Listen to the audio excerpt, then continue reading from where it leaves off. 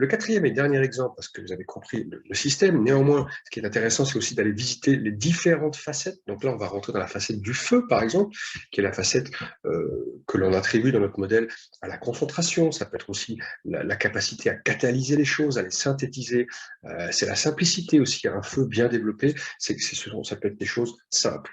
Donc des choses si simples qu'elles sont absolument limpides et non pas confuses.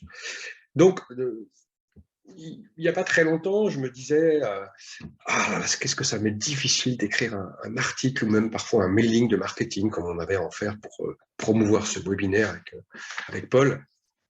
Et je me disais quand même, t'es pas très synthétique et surtout, c'est pas toujours très clair lorsque tu écris un article ou un mail. Bon, voilà.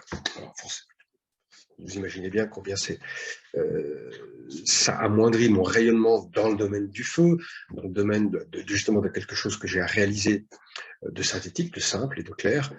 Et j'en ai pris conscience de cette pensée. Je me suis dit, elle va probablement pas me servir à grand-chose.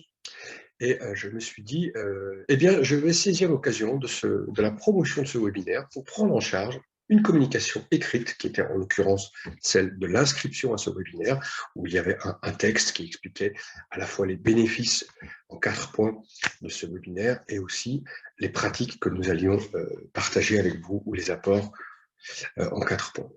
Et donc j'ai pris cet engagement de m'atteler à cette communication pour la rendre la plus simple possible, la plus synthétique et la plus claire. Donc là encore, j'ai transformé une pensée parasite en une action, et c'est ce que j'ai fait. Donc, dans le feu, vous pourriez vous demander quelle est dans une situation qui demande de la synthèse, qui demande de la simplicité, de la clarté, quelle est quelque chose, une pensée parasite qui vient amoindrir mon rayonnement.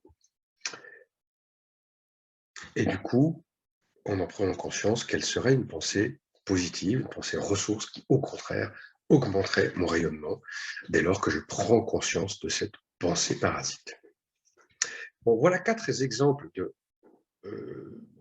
d'entraînement, si vous voulez, où l'essentiel de ce que je viens de vous raconter réside non pas dans les exemples finalement eux-mêmes, mais plutôt dans l'idée que tant qu'on s'aperçoit qu'on est en train, tant qu'on ne s'aperçoit pas qu'on est en train d'évoquer ça, et donc on va le convoquer, eh bien, on n'a pas de chance de le changer par une autre pensée, et donc par une autre action. Parce que là, la présence, ça va être l'action, en l'occurrence.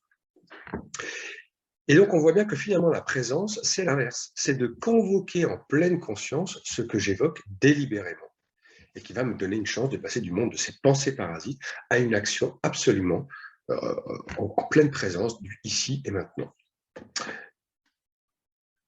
Je vous souhaite de bonnes pratiques.